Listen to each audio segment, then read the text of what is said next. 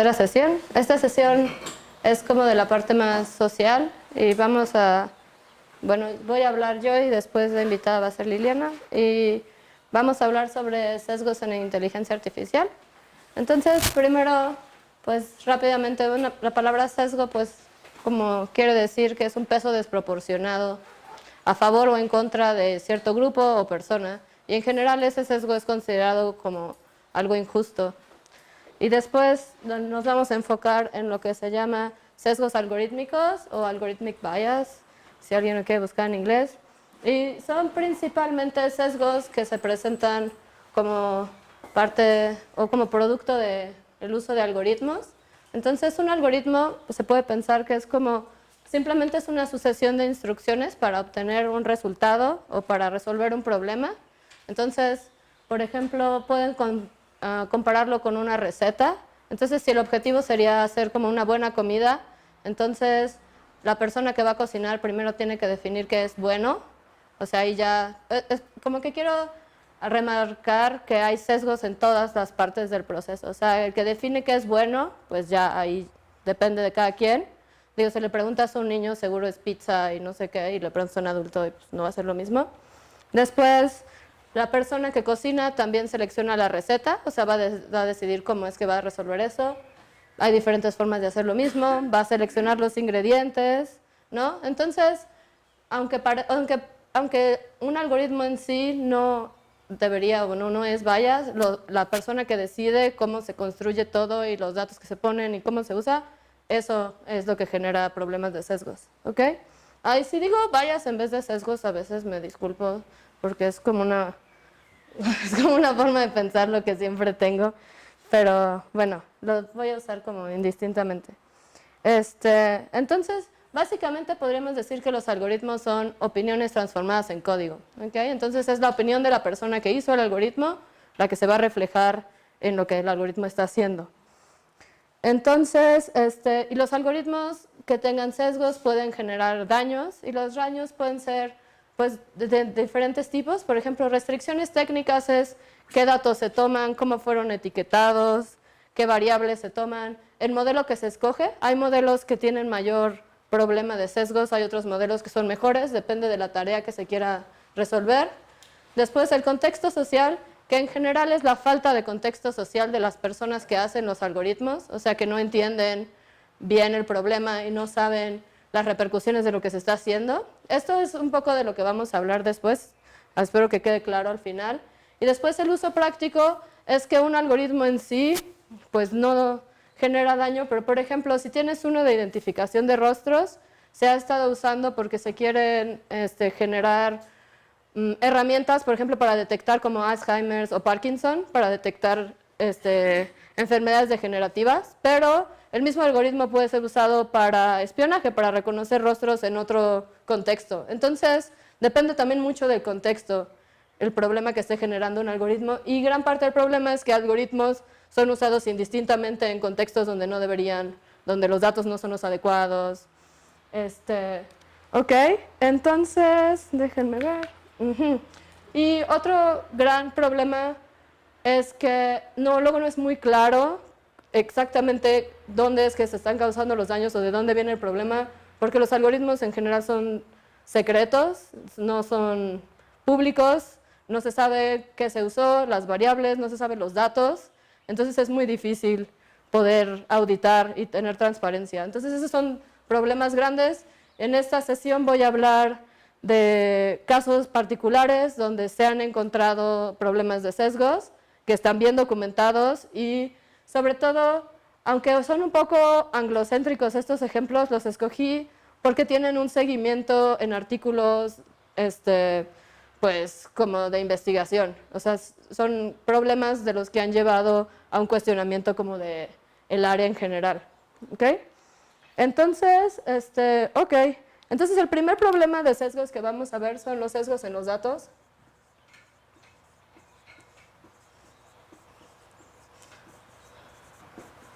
Que en general lo que pasa es que los datos no reflejan la realidad y es importante darse cuenta que quiénes son excluidos por los datos, qué lugares son visibles o no visibles. No sé si se acuerdan del mapa que habíamos visto para Moral Machine, que África no tenía nada de datos.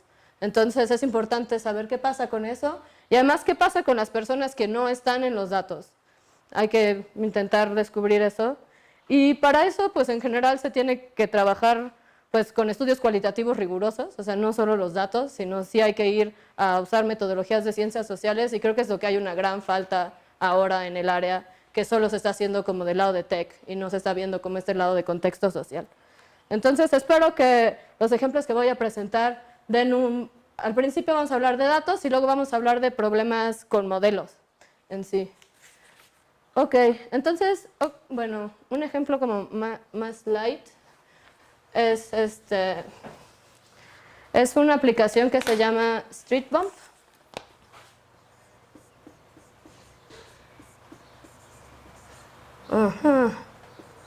Esta aplicación ok. Y entonces el problema que queremos ver aquí es cómo esto refleja, pues, zonas de privilegio, ¿ok? Zonas urbanas de privilegio. Urbanas. Bueno, las voy a poner privilegiadas.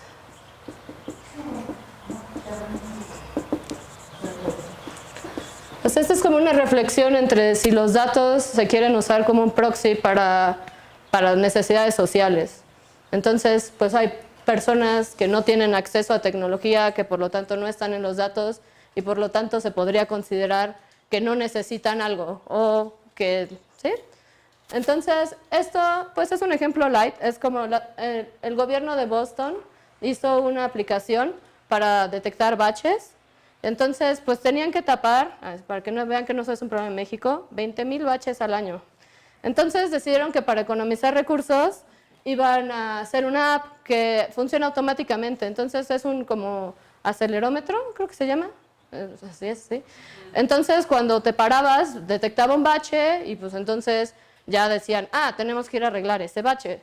Obviamente pues hay vecindarios, hay lugares donde la gente no tiene el mismo acceso a tecnología, en particular smartphones, en particular haber sabido que esa app existe. Entonces, pues en un mundo no tan bueno, pues esas personas, sus barrios hubieran permanecido con baches y pues los barrios que tienen dinero, que tienen apps, sus calles estarían increíbles. Aunque lo que sí pasó aquí es que las personas que hicieron esta app sí se asociaron con académicos que les dijeron qué regiones de la ciudad no tenían tanto acceso a tecnología y entonces compensaron eso pues de una manera como con estudios sociales en vez de usando solo la tecnología. Entonces este es como un caso donde funcionó bien. Otra cifra interesante, digo esto también es en Estados Unidos, que por ejemplo las personas de tercera edad solo el 16% tiene smartphones y de eso a que sepan cómo usar apps y es otro paso más grande, ¿no? Entonces sí hay mucha parte de la población que no está en los datos, entonces pues en general es un error tomarlos como proxies, ¿no? Y el siguiente caso que quiero discutir, porque creo que hace muy claro quién está diseñando los sistemas, se llama Gender Shades. Gender Shades es hecho por Joy, este es su apellido. Ella tiene una plática de TED sobre algorithmic bias, sobre bias en algoritmos, es activista digital y este proyecto es su proyecto de doctorado para el MIT. Y también es la fundadora de una asociación que se llama Algorithmic Justice League, que intenta trabajar en problemas de sesgos algorítmicos. Entonces, les voy a explicar un poco del proyecto. El proyecto, los datos son del 2017. Y lo que hizo ella es estudiar un dataset. El dataset son 1000 imágenes. Déjenme ver, sí, son 1000 imágenes. Ajá. Va a ser sobre reconocimiento de rostros. Pero las imágenes no las seleccionó como pues de cualquier conjunto de datos, los escogió de acuerdo a los países que tienen más mujeres en el gobierno y entonces no seleccionó, México no estamos tan mal, o sea, este es como el top y México está 1, 2, 3, 4, 5, 6, 7, 8, estamos en el 8. De acuerdo a los datos que ella haya usado, ¿no? O sea, de acuerdo a lo que se dice ahí. Pues sí. Entonces, los que escogió ella eran lo que a ella le interesaba ver más es como entre personas de raza blanca y personas negras. Entonces escogió los países que están en rosa, o sea, escogió Ruanda, Islandia, Suecia, Senegal, Finlandia y Sudáfrica. Entonces esas son las imágenes que escogió para los datos, escogió políticos dentro de estos conjuntos, ¿sí? Y entonces, déjenme ver si no me he pasado. Sí, entonces lo que descubrí es lo siguiente. Las compañías que analizó son software que está pues como en el internet, que pueden encontrar, que es de reconocimiento de rostros, es el de Microsoft, Face++ y el de IBM. El de Face++ se supone que tiene muchos más rostros asiáticos, entonces como que también, pues si no lo han escuchado, pues es más popular en otros lugares. Y después el puntaje general, los estoy dando en orden, o sea, siempre va a ser Microsoft, después Face++ y IBM. Esto es qué tan buenos son para reconocer rostros, ¿no? O sea, para asociar hombre, mujer y si es blanco o la raza, ¿no? Entonces, pues en general se ve que son buenos, ¿no? Así diríamos 90%, 93%, ¿va? Pero, ¿qué es lo que pasa si se ve más a detalle lo que está pasando en los datos? Entonces, veamos la diferencia de errores. O sea, la diferencia de errores es cuánto se equivoca en hombres. O sea, si clasificó mal a un hombre, le restamos también cuánto clasificó mal a las mujeres. O sea, cuánto más mal clasifica a las mujeres que a los hombres. Y pues hay algunos donde sí es ya el 20%, ¿no? Y esta es la diferencia de los errores, ¿ok? O sea, que quede claro que el error podría ser 50-30 aquí, que el 50% de las mujeres fueran mal clasificadas y el 30% de los hombres, ¿sí? Y ahí siempre clasifican peor a las mujeres. Pues, sí. Ahorita vamos a ver, así. Sí. O sea, tan es marcado que puedes hacer hombres menos mujeres. Así es la diferencia. Después, personas blancas contra personas negras y también. O sea, el error sigue siendo positivo y siempre es hacia personas negras. ¿Sí? Pero, ok, y si te vas más hacia los datos, lo que ella descubrió es que todavía hay un mayor bias. Y el bias, ahora sí, es qué tan malo es detectando, por ejemplo, mujeres negras, y es 79% en Microsoft, por ejemplo, ¿sí? O sea, que te va a clasificar como hombre o te va a clasificar como... En general es hombre, más bien, ¿sí? Porque creo que el color, dependiendo de qué tan oscura es tu piel, el color no le causa tanto problema, pero es género.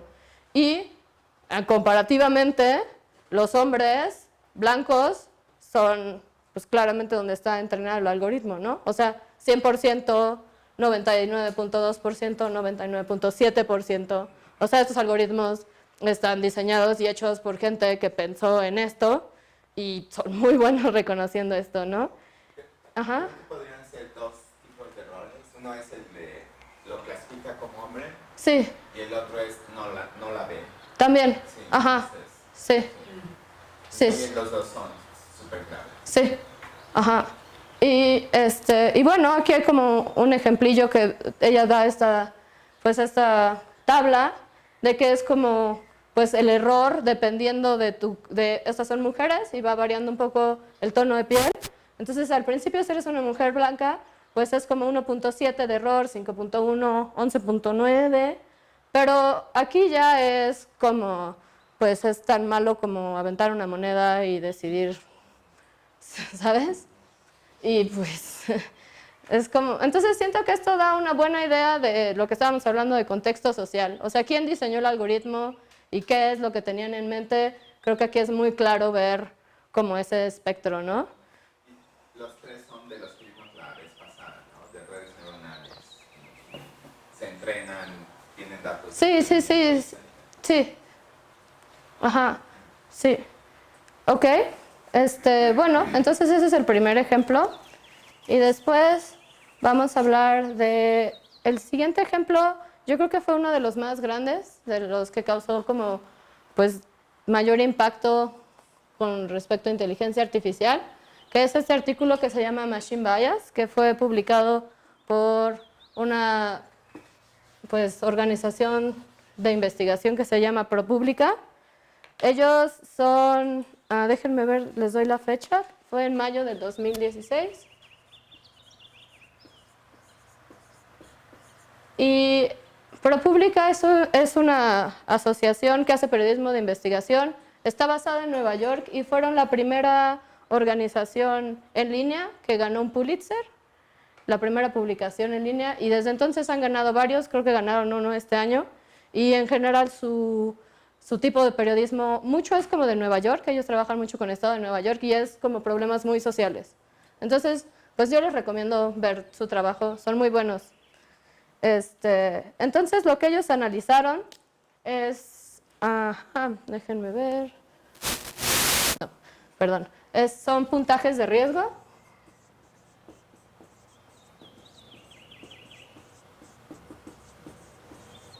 Que si algún día lo quieren buscar y no aparece así es porque yo hice las traducciones directas, es risk scores.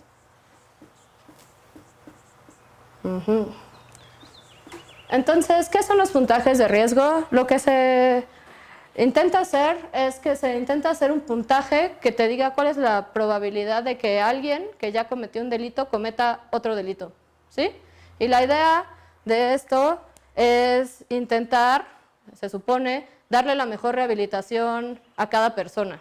Eso es como moralmente lo que dicen, ¿no? Si alguien es de muy poco riesgo, entonces tal vez no tiene que ir a la cárcel, tal vez puede solo estar como en libertad condicional. Entonces, esa es la idea, aunque aparentemente lo que termina pasando es que personas con puntajes más altos son encarceladas por mayor tiempo porque es considerado que son más peligrosas. Entonces, entonces esa es como la idea de lo que es el puntaje, y lo que ellos hicieron es estudiar el siguiente sistema, o la siguiente inteligencia artificial, que se llama COMPAS.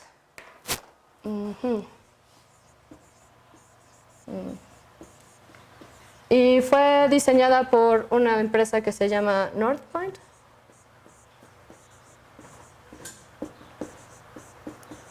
Entonces, este sistema es usado en el estado de Nueva York y lo empezaron a usar en el 2001 de manera piloto para personas en libertad condicional, o sea, para ver qué tipo de rehabilitación como los términos de su libertad condicional.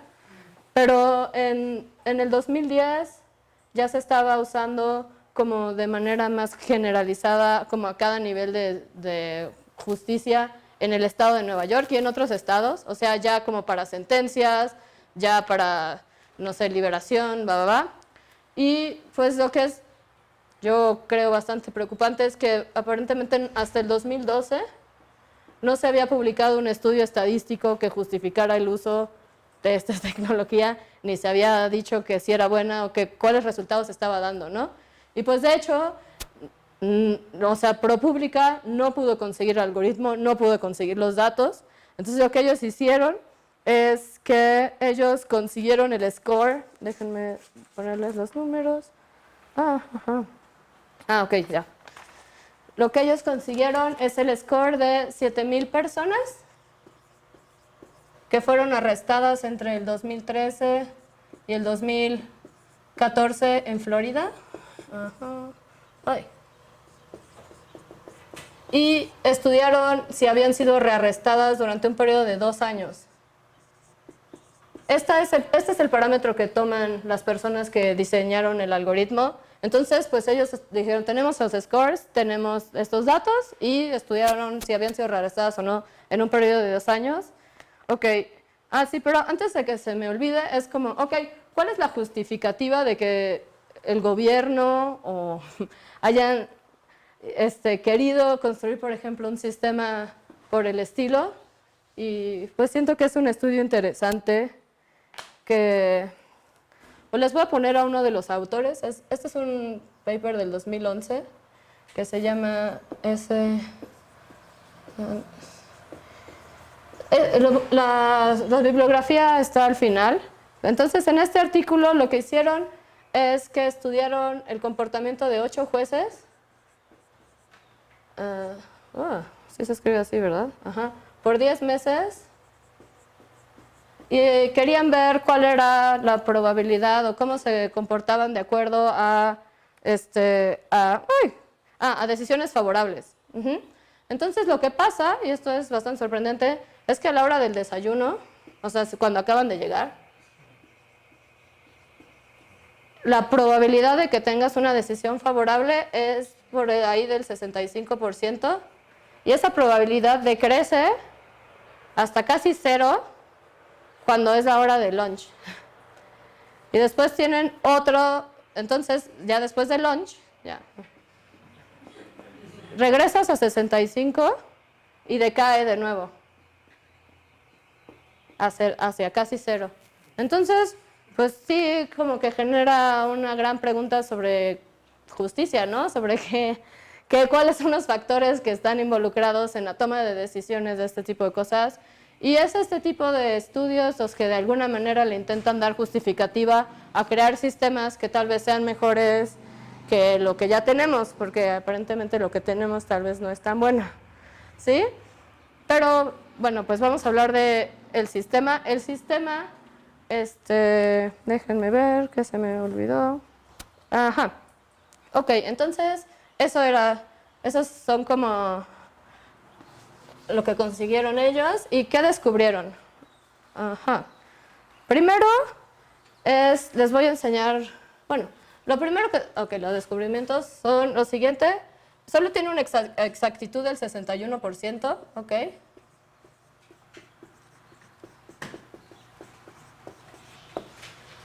Que bueno, tal vez si se mantiene en 61 comparativamente a lo que había, pues podría alguien decir que tal vez era mejor, no sé.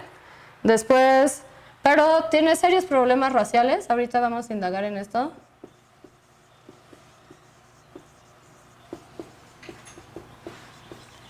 Y algo que va a ser importante y quiero hacer hincapié al final es que solo tiene el 20% de exactitud prediciendo crímenes violentos.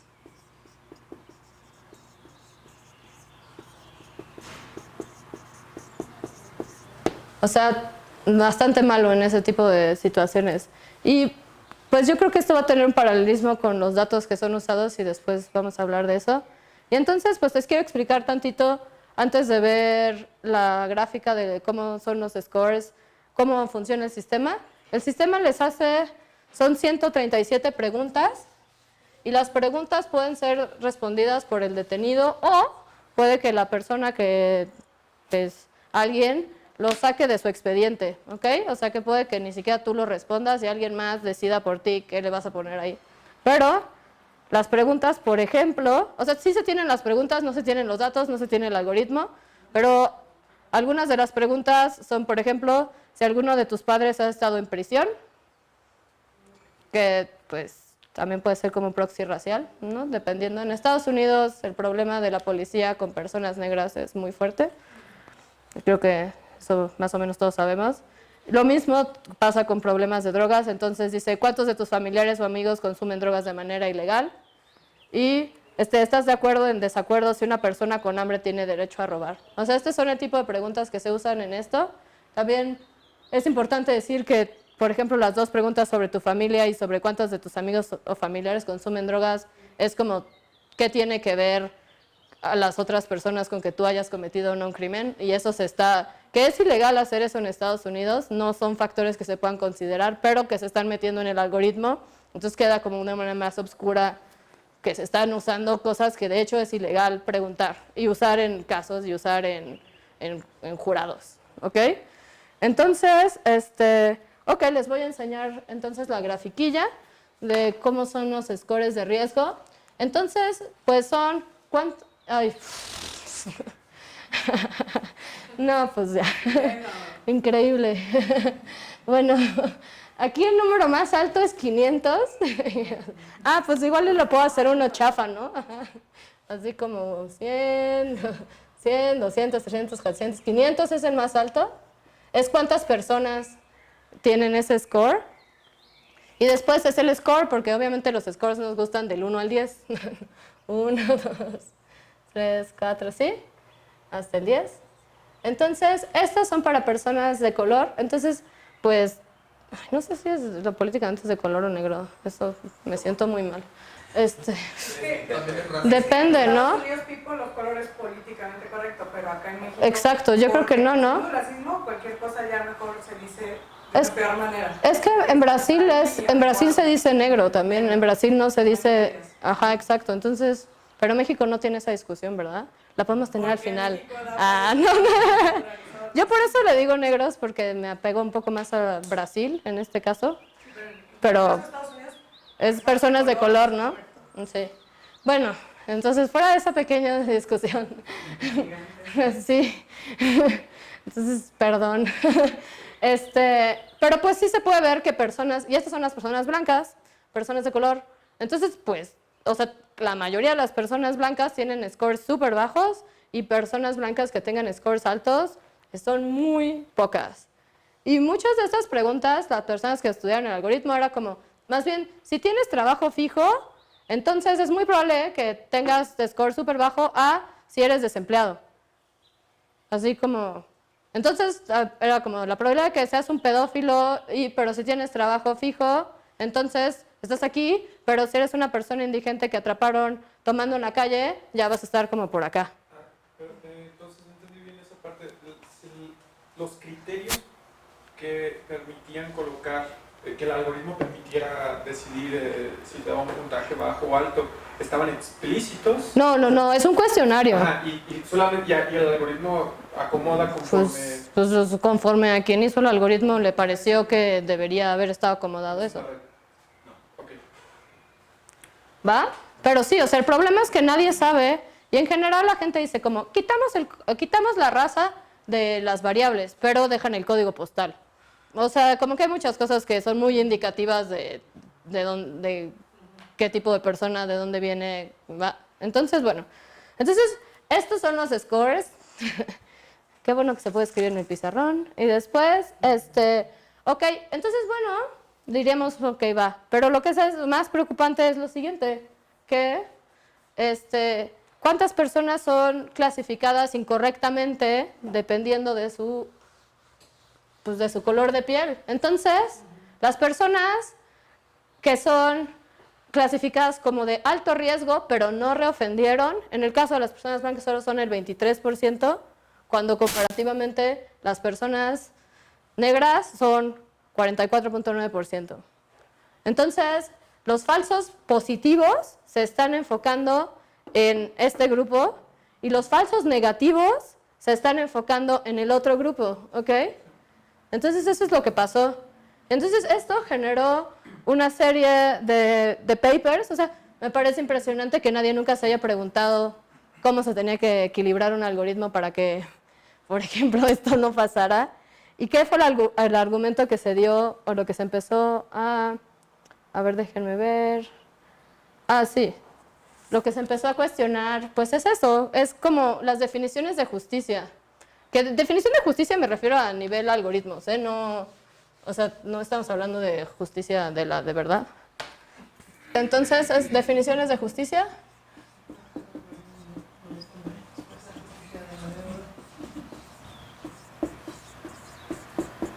Entonces, hay una serie de papers, si alguien tiene más interés, puse algunos en las referencias, pero de gente de departamentos de Harvard, de Stanford, o sea, ya académicos que dijeron qué está pasando aquí, porque lo que dijo la compañía que hace el algoritmo es que el algoritmo está bien calibrado, ahorita voy a explicar qué es bien calibrado, y que sea bien calibrado en el mundo de los algoritmos significaba que no estabas teniendo problemas de sesgo.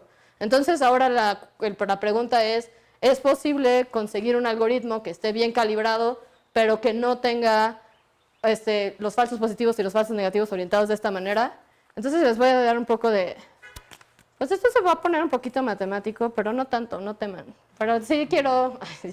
Porque si no, qué aburrido. ¿Verdad, chavos? No quiero que se duerman. No. Entonces voy a explicarles un poco de esto de definiciones de justicia, ¿ok? Entonces en algoritmos, entonces están instancias positivas.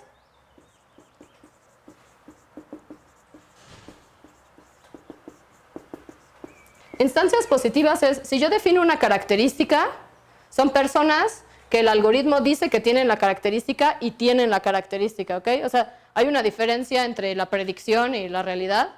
Entonces, digamos que estas son personas que, no sé, arriba voy a poner la característica.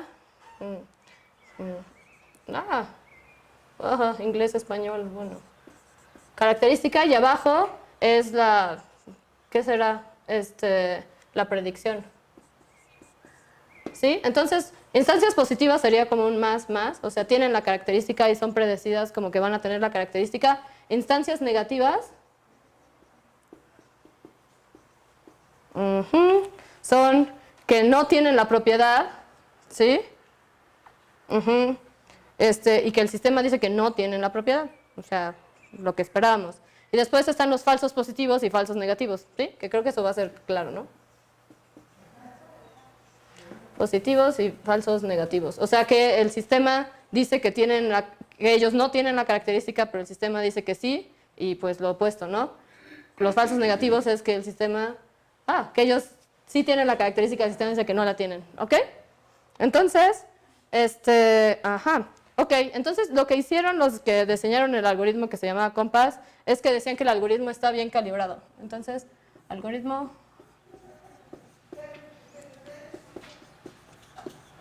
Que esto es lo que se tomaba generalmente como justicia o como que un algoritmo estuviera funcionando bien antes de que hubiera esta discusión, al menos como en el mainstream.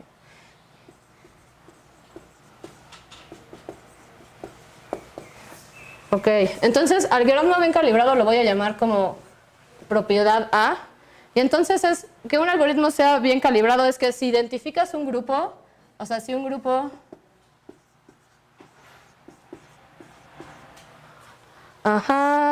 con probabilidad, tiene probabilidad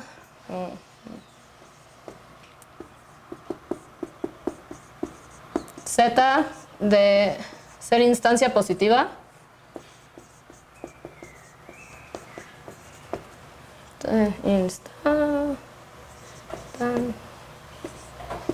Sea positiva, O sea, dentro de todas las personas que hay un grupo y la probabilidad en ese grupo de que seas positivo, espero que les quede claro qué significa probabilidad, si no, pues ignoren esto. Entonces, lo que pasa es que una fracción del mismo tamaño tiene que ser positiva de verdad. O sea, que es que una fracción...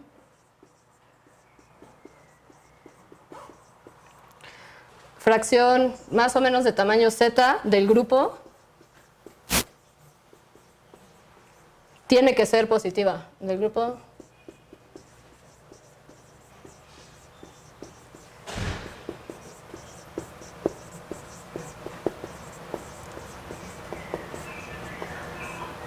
O sea que la probabilidad que tienes como en el total es como se ve reflejada dentro del grupo, ¿sí? Entonces es como la probabilidad que tienes en el grupo grande se tiene que ver adentro del mismo grupo, ¿ok?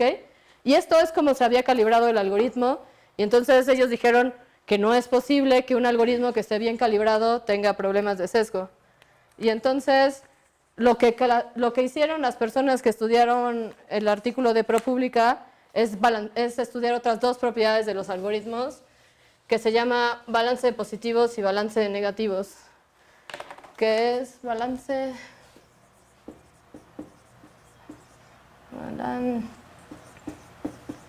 De positivos. ¿Qué significa?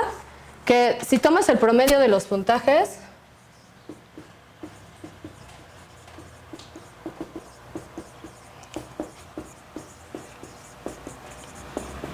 es independiente del grupo.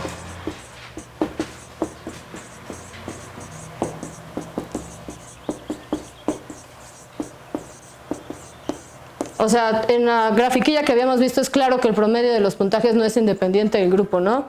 O sea, las personas negras tienen puntajes súper altos cuando las personas blancas no tienen. Y si eso estuviera bien calibrado, significa que esto no debería pasar, ¿ok? Entonces, queda claro que usaron una forma diferente de calibrar el algoritmo y esta la voy a llamar propiedad B. Y después existe lo que se llama balance de negativos.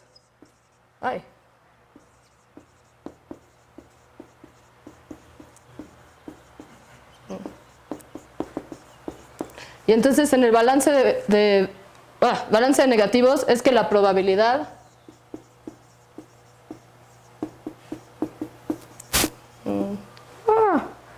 Soy súper disléxica, perdón. Probabilidad de falsos positivos.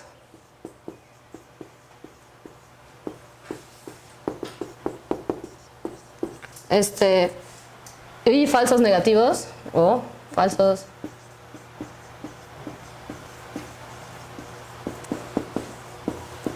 también sea independiente del grupo, ¿ok? De nuevo, lo que no está haciendo este algoritmo, ¿no? Que se ve claramente aquí. O sea, los falsos positivos y los falsos negativos no están definidos independientemente del grupo, ¿no? Están súper enfocados en una de los dos. Sean independientes. ¿Esas son dos probabilidades diferentes? Sí. O sea, balance de positivos es una, después está balance de negativos, ¿sí? O sea, balance de positivos es que el promedio sea uniforme y balance de negativos es que los falsos positivos y los falsos negativos estén como distribuidos equitativamente, ¿sí?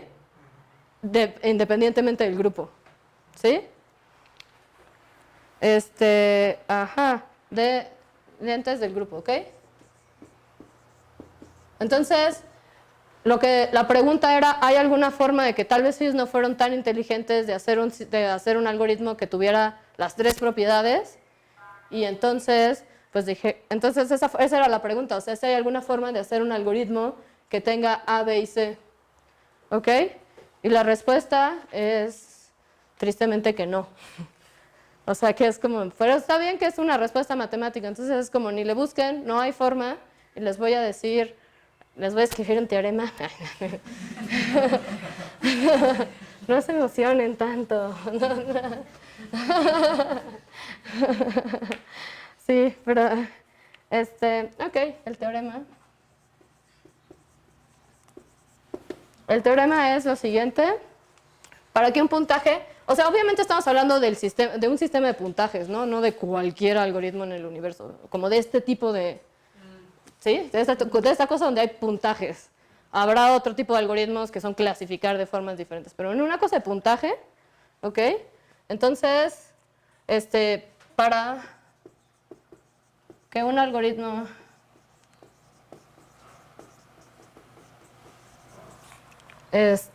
satisfaga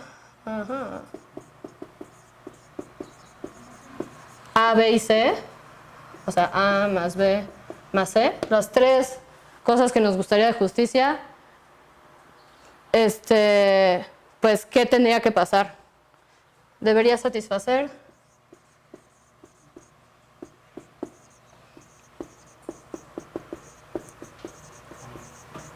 una de las dos siguientes propiedades, que es predicción perfecta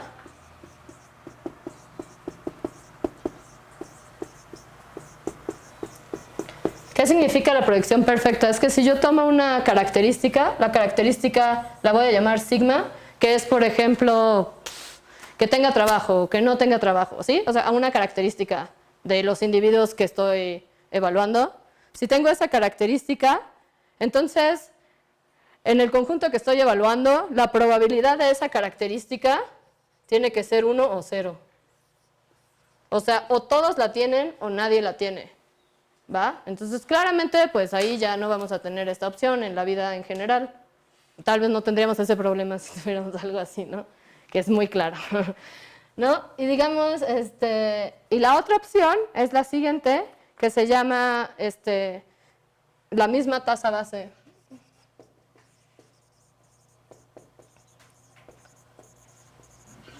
De nuevo, esto es base rate, pero no sé cómo se traduce eso. ¿Sí? Entonces, ¿qué es la misma tasa base? Es que si yo tengo una característica, de nuevo la voy a llamar sigma, es que la probabilidad de que ocurra esa característica en un grupo es independiente del grupo. O sea que la probabilidad de que la característica sigma ocurra en un grupo G es independiente.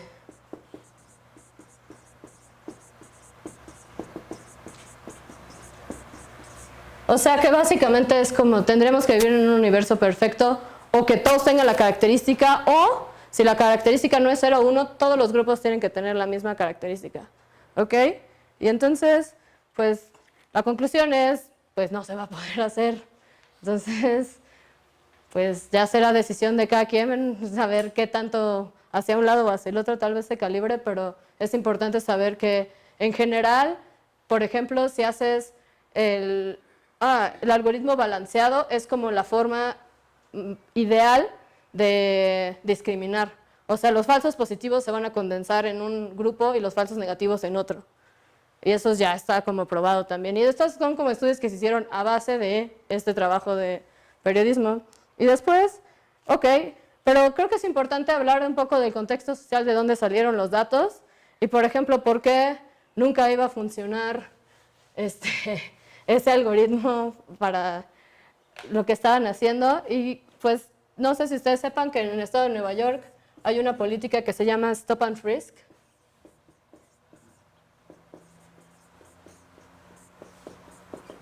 Esta política es que la policía puede detener de manera arbitraria a quien quieran y revisarlo e interrogarlo en la calle, en donde sea. Entre el 2014, el 2004 y el 2012, las personas que han sido detenidas bajo esta política son 4.4 millones, solo en Nueva York. Y después de esas detenciones, el 88% no han llevado a ningún cargo, sin cargos. O sea que, bueno, Pero lo más fuerte es que el 83% de las personas que son detenidas son hispanos o personas negras.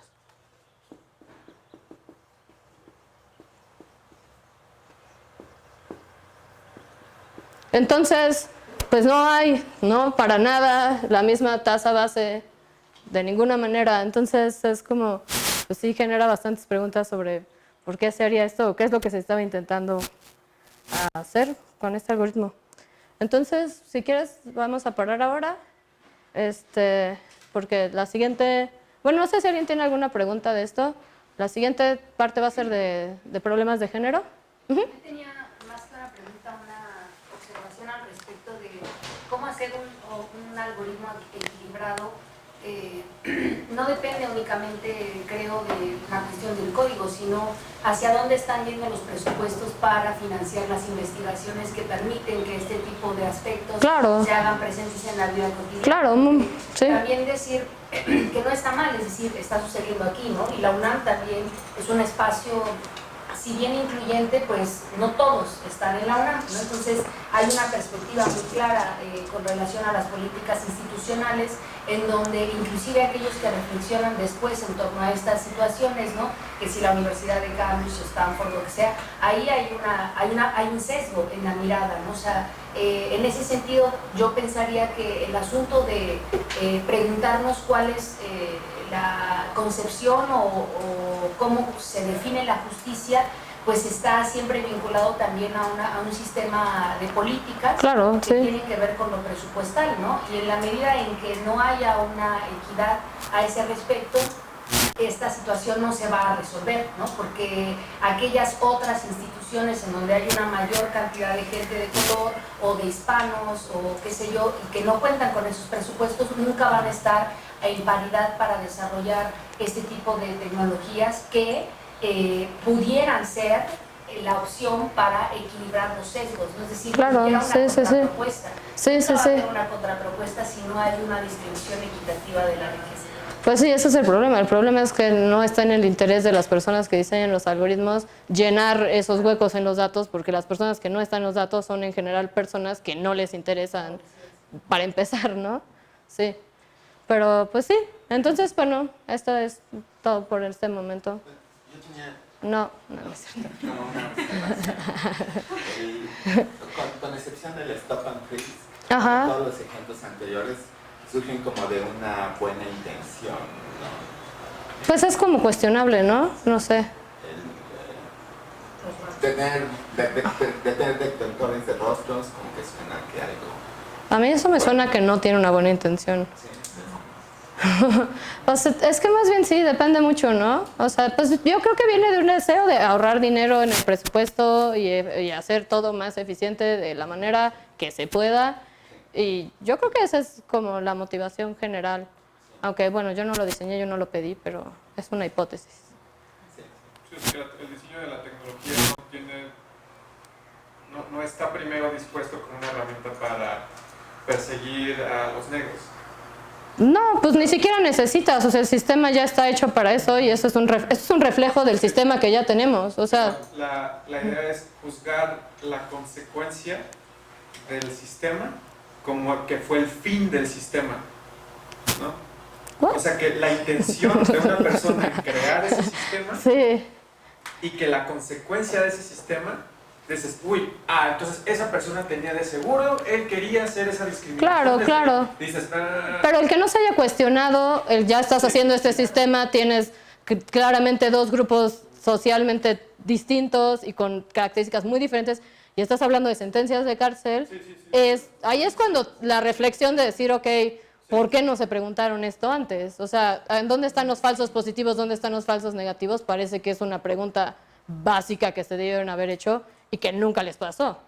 O sea, entonces ese es el problema, claro, o sea, está reflejando un problema que viene de los datos y que viene de muchas otras cosas.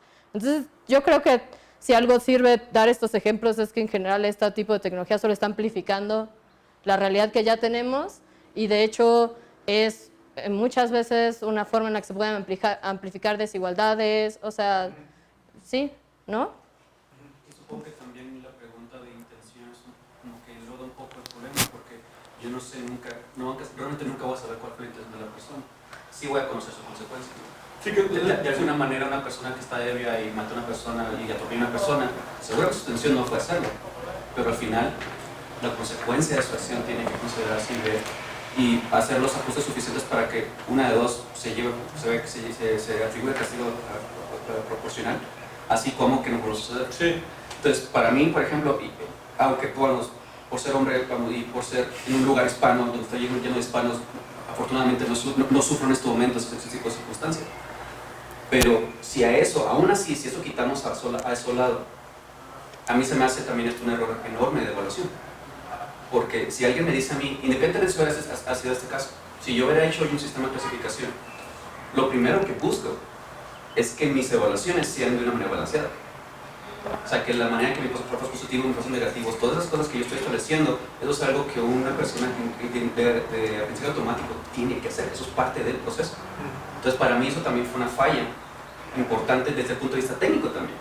Ahora, ¿por qué sucedió? Pues no puedo leerle la mente a la persona, no sé por qué no se hizo eso, pero sí sucedió. Entonces, es decir, a ver, esto no puede volver a suceder, ¿qué sucedió aquí? Y prosigue en consecuencia, porque si no, van a decir, pues bueno, vamos a utilizar esto. Es importante decir que esta publicación y lo que pasó no generó ningún cambio en el uso de este sistema, ¿eh? Digo, también... Sí. Sí. Como resonando lo que comentaste tú, y también tomando en cuenta que Sofía dijo lo que estoy presentando específicamente es más anglo, tiene que ver con esto. Yo tengo muy poquito espacio en el que voy a presentar, también como conversación con el seminario, más desde la parte ética, porque muchas de las aportaciones que se están haciendo me parece justo a nivel latinoamericano y desde identidades no necesariamente binarias, ni conformes, ni heterosexuales, ni blancas.